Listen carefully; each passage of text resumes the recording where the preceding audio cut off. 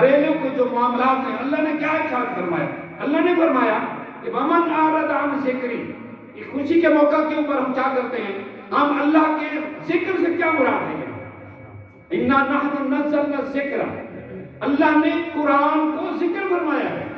قرآن سے اللہ فرماتا ہے کہ ومن اعرض عن ذکری، اب قرآن نے ہمیں منع کیا ہے وَمِنَ النَّاسِ مَن يَشْتَرِي لَهْوَ الْحَدِيثِ لِيُضِلَّ عَن سَبِيلِ اللَّهِ بِغَيْرِ عِلْمٍ، کہ اب کیا کرتے ہیں کہ شادی کا جب موقع آتا ہے تو شادی کے موقع کے اوپر ہم ڈھول ڈھمکے، ہم موسیقی، ہم جناب وہاں پر طوائف میں، وہاں پر کنجریاں، وہاں پر کیا کچھ ہم جمع کر لیتے ہیں، جبکہ اللہ تبارک و تعالیٰ نے تو ان چیزوں سے منع فرمایا ہے۔ قرآن نے ان چیزوں سے منع فرمایا ہے اور فرمایا کہ جب ہماری یہ آیتیں انہیں سنائی جاتی ہیں وَإِذَا تُتْلَىٰ عَلَيْهِ آیَاتُنَا، کہ جب انہیں کہا جاتا ہے کہ یہ ڈھول ڈھمکے، یہ موسیقی، یہ گانے، یہ سارا کچھ، یہ بے حیائی، یہ فحاشی، یہ غلط ہے، تو اللہ فرماتے ہیں یہ تو منہ موڑ دیتے ہیں، توجہ ہی نہیں کرتے، ایسا کَأَلَّمْ يَسْمَعْ كَأَنَّ فِي أُذُنَيْهِ وَقْرًا، ایسا محسوس ہوتا جیسے ایک ان کے کان میں جو ہے شیشہ ڈال دیا گیا ہے، سنتے ہی نہیں ہیں۔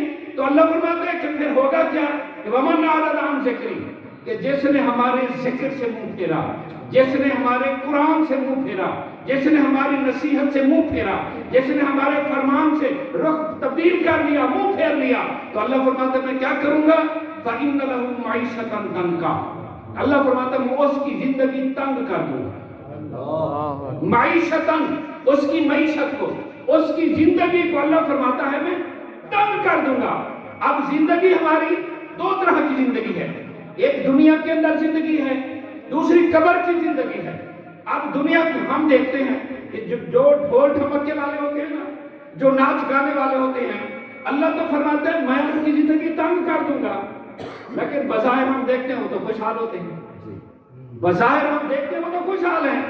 تو یہاں مراد کیا ہے کہ بھی اللہ فرماتے ہیں ٹھیک ہے دنیا کے چند دن ہیں، لیکن یہاں مراد کے جب قبر کے اندر آئیں گے تو ان کی زندگی، ان کی قبر کیسے تنگ ہوگی۔ اب آپ دیکھیں گے، آپ کو بھائی فیض آباد شاہ صاحب بتاتے ہوں گے کہ وہاں پر قبر کیسے تنگ ہوگی کہ طولن ارزن ایسے کٹھی ہو جائے گی، ارزن بھی ایسے کٹھی ہو جائے گی، طولن بھی ایسے جو ہے وہ کٹھی ہو جائے، ایسے قبر کو اٹھا کر دیا جائے گا۔ مجھے بتائیں کہ جب وہ قبر تنگ ہوگی تو کیا حال ہوگا اس وقت؟ کن کا؟ کہ جنہوں نے قرآن سے منہ پھیرا ہوگا، جنہوں نے مصطفیٰ کریم کے فرمان سے منہ پھیرا ہوگا۔ اللہ فرماتا ہے وَمَنْ أَعْرَضَ عَنْ ذِکْرِی فَإِنَّ لَهُ مَعِیشَةً ضَنْكًا، ہم ان کی زندگی کو تنگ کر دیں گے اور انہیں وَنَحْشُرُهُ يَوْمَ الْقِیَامَةِ أَعْمَىٰ، اللہ فرماتا ہے کہ جب وہ میدان حشر میں اٹھیں گے نا تو اللہ فرماتا ہے ہم انہیں اندھا کر کے اٹھائیں گے۔ اب جب وہ اندھے اٹھیں گے نا تو اللہ فرماتا ہے کہ وہ اللہ کی بارگاہ میں قال رب لم حشرتنی اعمیٰ، اے اللہ تو نے ہمیں اندھا کر کے اٹھا دیا، تو نے کیوں ہمیں اندھا کر دیا؟ ہم تو وقت کون تو بصیرہ، ہم تو آنکھوں والے تھے۔ تو اللہ تبارک و تعالیٰ کیا فرمائے گا؟ اللہ فرمائے گا دنیا میں میں نے تمہیں آنکھیں تو دی تھیں لیکن قرآن کھولتے وقت تیری آنکھیں بند رہتی، قرآن کھولنے کا جب ٹائم آتا تھا تیری آنکھیں بند ہو جاتی تھی، قرآن کے لیے تو آنکھیں نہیں کھولتا تھا، اللہ کے فرمان کے لیے تیری آنکھ نہیں کھلتی تھی، مصطفیٰ کریم کے فرمان کے لیے تیری آنکھ نہیں کھلتی تھی، بند رہتی تھی۔ اور تیری آنکھ کھلتی کہاں تھی؟ ڈائجسٹ کے لیے تیری آنکھ کھل جاتی تھی، ناول کے لیے تیری آنکھ کھل جاتی تھی، یعنی رومانٹک ناول پڑھنے کے لیے تیری آنکھ کھلتی تھی، تو ٹچ موبائل پر بے حیائی کے مناظر دیکھنے کے لیے تیری آنکھ جو ہے وہ کھل جاتی تھی، اور الیکٹرانک میڈیا کے مختلف چینل تبدیل کرنے کے لیے بے حیائی کے مختلف مناظر دیکھنے کے لیے تیری آنکھ جو ہے وہ کھل جاتی تھی، اور تیری آنکھ نہیں کھلتی تھی تو وہ قرآن کے لیے نہیں کھلتی تھی۔ لہذا آج تیری آنکھ جو ہے وہ ہم تیری آنکھ کو بند کر دیں گے، اور وہ حیران ہوگا، وہ کہے گا کہ اے اللہ دنیا میں تو میری آنکھیں تھی، میں آنکھ والا تھا، اور آج میں اندھا مجھے اٹھایا جا رہا ہے۔ تو اس وقت اللہ فرمائے گا کہ اندھا اس لیے اٹھایا جا رہا ہے کہ تو ہمارے احکامات کی طرف توجہ نہیں دیتا تھا، فرمایا اس لیے ہم نے تمہیں، ہمارا قرآن پڑھا جاتا تھا لیکن تو قرآن کی طرف توجہ نہیں دیتا تھا، مصطفیٰ کریم کے فرمان کی طرف توجہ نہیں دیتا تھا، ہم نے تیری زندگی کو، تیری قیامت کی آخرت کی زندگی کو ہم نے تنگ کر کے بیوہ رکھ دیا۔ آج مجھے دوستو بتاؤ، ایمان سے بتاؤ، قرآن یہ کہتا ہے کہ یہ موسیقی، یہ بے حیائی، یہ خوشی کے مواقع کے اوپر وغیرہ وغیرہ، یہ سب مواقع کے اوپر کیا ہے؟ یہ منع ہے۔ حضور نے کیا فرمایا؟ حضور صلی اللہ علیہ وسلم نے یہ فرمایا کہ یہ جو ڈھول ڈھمک کے غنا ہیں، ان الغنا، یہ جو غنا ہے، ڈھول ڈھمک کے باجے، یہ سارے یومبت النفاق، فرمایا کہ یہ تمہارے اندر نفاق پیدا کرتے ہیں، منافقت پیدا کرتے ہیں، کما یومبت الماء الزرع، فرمایا کہ جس طرح زراعت کھیتی کو تم پانی دیتے ہو نا اور پھر وہ زراعت تمہاری کھیتی اگتی ہے، فرمایا اسی طرح یہ ڈھول ڈھمک کے، یہ موسیقی، یہ گانے جو ہیں یہ تمہارے اندر منافقت پیدا کرتے ہیں۔ لیکن آج آپ دیکھ لیں، ہم موبائل کھولیں تو اس کے اندر یہ موجود ہے، یہ جو جتنا میڈیا آپ دیکھ لیں اس کے اوپر سارا کچھ موجود ہے۔ بچوں کو ہم کیا تعلیم دے رہے ہیں؟ یورپ کی تعلیم ہم دے رہے ہیں، قرآن پاک کی ہم بچوں کو تعلیم نہیں دے رہے۔ مجھے یاد آ رہا ہے، میں اکثر سنایا کرتا ہوں، تو ایک کوتوان تھا، لاہور کے گاؤں کا ایک رہنے والا تھا، ٹانگے چلانے والا تھا۔ اب وہ ٹانگا چلا، اس کے 3 بچے تھے، بیوی اس کی ڈیتھ ہو گئی۔ اب اس نے کہا میں اکیلا ہوں، اپنے بچوں کو تو کم از کم میں پڑھاؤں گا، تو اس نے اپنے بچوں کو زور لگایا، اعلیٰ جسے ہم کہتے ہیں، اس نے ہائر کوالیفائڈ بچوں کو دکھا دیا۔ اب بچے اس کے ہائر کوالیفائڈ تو ہو گئے، اب ایک ڈاکٹر بن گیا، ایک میجر صاحب بن گئے، ایک انجینئر صاحب بن گئے۔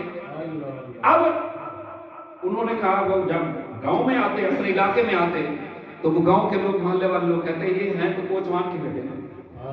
تو بچوں نے کہا کہ جناب ہم یہاں آتے ہیں، ہمارے لوگ تو بھی کہتے ہیں یہ ہیں تو ہی ٹانگے والے کے بچے، تو لہٰذا ہمیں یہاں سے جب نکالنا چاہیے۔ تو آپ نے کہا ٹھیک ہے، انہیں اسلام آباد جا کے کوٹھی لے لی، وہاں پر رہنے لگے۔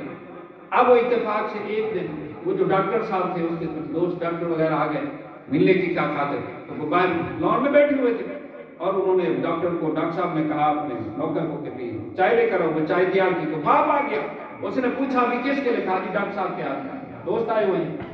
تو اس نے کہا یار ان کے دوست میرے بھی تو بیٹے ہیں، کوئی بات نہیں ہے، میں چائے کو میں پیش کروں گا۔ اب اس نے نوکر سے، باپ نے چائے لے لی، ٹرے لے کر جو ہے وہ لان میں آیا، ڈاکٹر صاحب کے دوست بیٹھے ہوئے تھے۔ اب وہاں پر ڈاکٹر صاحب ناراض ہوئے، ڈاکٹر صاحب بیٹھے ہوئے ہیں جی، الحمدللہ یہ تو ماشاءاللہ کی دین کی بڑی خدمت کرنے والے ہیں۔ میں بتا یہ رہا ہوں کہ اصل حقیقت کیا ہے کہ ہم کہتے ہیں ڈاکٹر بھی بنے، انجینئر بھی بنے، سب کچھ بنے، لیکن پہلے اپنے بچوں کو مسلمان بنائیں، مسلمان بچوں کو بنائیں۔ تو اب وہ دوستو انہوں نے جو ہے وہ ڈاکٹر فوجی کی بھی ہے، اچھا ڈاکٹر صاحب کو نہیں ہے ماشاءاللہ، ڈاکٹر صاحب کو ماشاءاللہ آپ سارے لوگ جانتے ہیں ماشاءاللہ جی۔ تو خیر میں ذکر یہ کر رہا تھا کہ جناب وہ ٹرے لے کر آ گئے، تو ڈاکٹر صاحب کے جو دوستوں نے پوچھا کہ بابا جی کو دیکھا، جی بابا جی یہ کون ہیں؟ تو ڈاکٹر صاحب نے کیا کہا؟ ڈاکٹر صاحب نے کہا کہ جناب یہ ہمارے نوکر ہیں۔ تو وہ بابا جی کے ہاتھ سے جو ہے وہ ٹرے گر گیا، باپ کے ہاتھ سے ٹرے گر گیا، اس کی چیخ نکلی، زمین پر گرا، دھاڑ نکلی۔ اس نے کہا بچے قصور تیرا نہیں ہے، قصور میرا اپنا ہے، قصور تیرا نہیں ہے، قصور میرا اپنا ہے۔ اے کاش میں تمہیں ڈاکٹر بنانے سے پہلے مسلمان بناتا، ڈاکٹر بنانے سے پہلے میں تمہیں مصطفیٰ کا فرمان سناتا، میں اللہ کا قرآن میں تمہیں پڑھاتا۔